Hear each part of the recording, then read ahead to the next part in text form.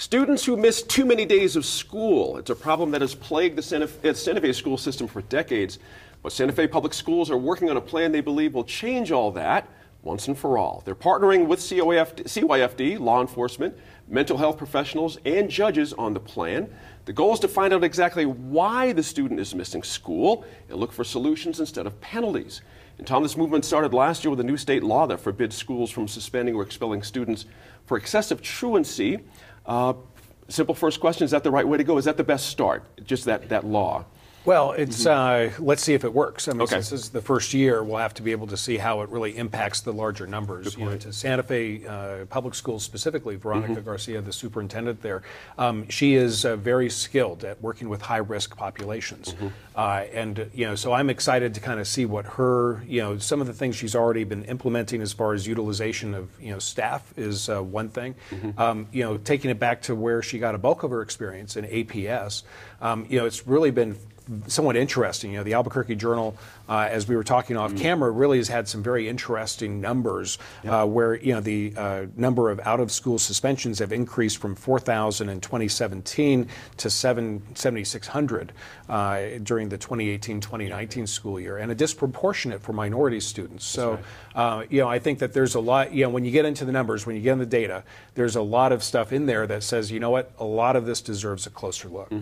That word why is important here. It's complicated why kids are out of school. Sometimes it's mental health issues, family issues. Sometimes it's benign as hunting season. I mean, there's a lot of different things going on there that counts under the umbrella of truancy. Gene, you hit an excellent point. The why is probably the most important thing. To this question here, I turned to my daughter who taught in public school and in private school, is now a PhD candidate in Arizona.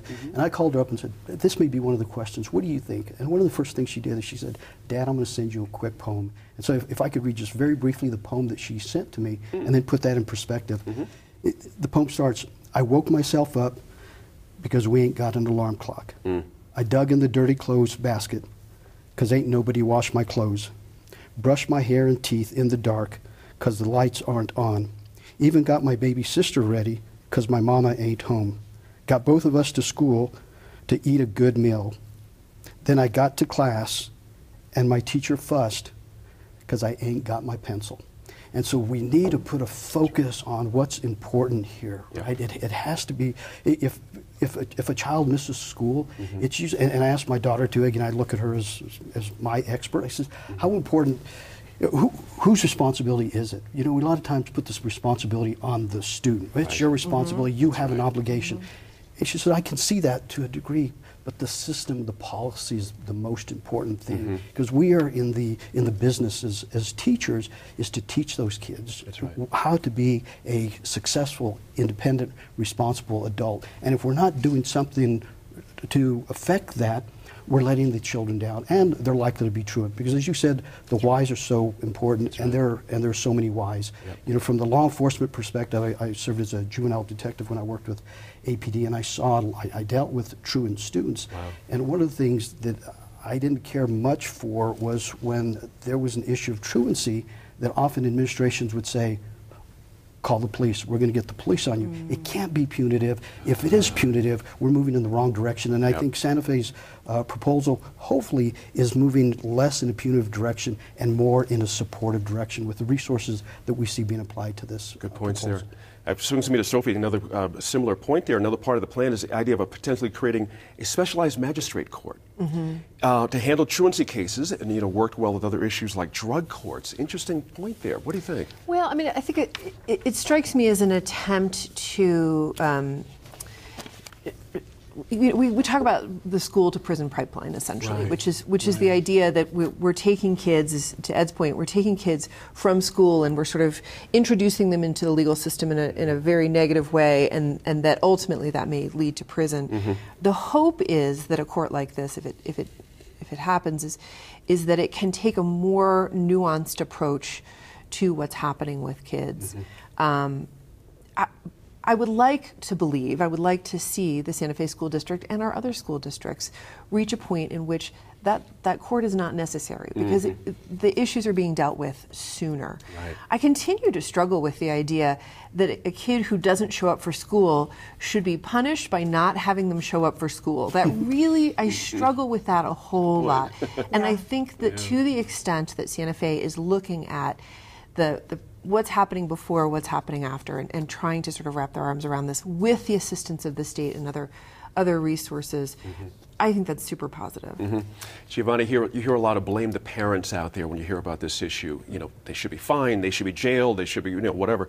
There's an idea out there that a petty misdemeanor for a truant child might be the way to go. Do parents bear any kind of responsibility here? Again, but that why question hovers over this whole thing. Yeah, I mean, your daughter's poem just so beautifully demonstrated all of the obstacles, right, that a child has to overcome just to get to sit at the desk with a pencil, to be ready to learn. And, the reason that she wasn't home and she had to take care of her baby sister, her mom was probably at work, or, we don't know. The lights weren't on because the bill wasn't paid. There are all these issues, right? And so trying to solve this in a courtroom is just missing the mark completely, I think. And, really looking at the school as a community hub rather than like, when you cross that doorway, we have to teach you math and English, and those things are all really important. But if that kid isn't socially and emotionally present, that's not going to happen. So even keeping the kid in school, getting the kid to school, who knows if they're going to learn anything anyway if they don't have their pencil and they're punished for that and all of that. So just to address your question, I think what we're all sort of talking about here is the idea that each child and each dynamic is different. And so the idea that we're going to hit the parents with a misdemeanor, well, some parents might deserve that, and some parents don't. And so taking a look at the individual circumstances and not assuming that law enforcement or punishment of this sort of the parent or of the child or whomever is going to be a one-size-fits-all solution. I applaud the move toward more nuanced looking at. And it's not just, we've been focused on the judicial portion.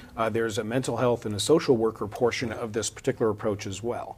And I think that's what is going to address a lot of what your concerns were, is that it's not just a heavy hammer. We really have to go into the home and figure out what's going on. That's right.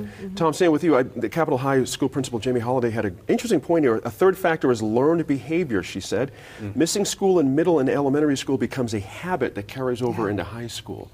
I'd never heard that put that way before. That's interesting. Yeah. Getting to the why bit a little bit more, too. Oh, absolutely. Yeah, a lot of those, everybody always kind of looks at elementary school as the best, because it is. That's where you get a chance to get a lot of these habits in. That's where you learn everything. As soon as you get to 6th grade, it's all vocational. That's right. So any bad habits you have in elementary school are exacerbated in junior high and high school. Did you have a quick thought on the magistrate court idea, if you got 20 seconds on that?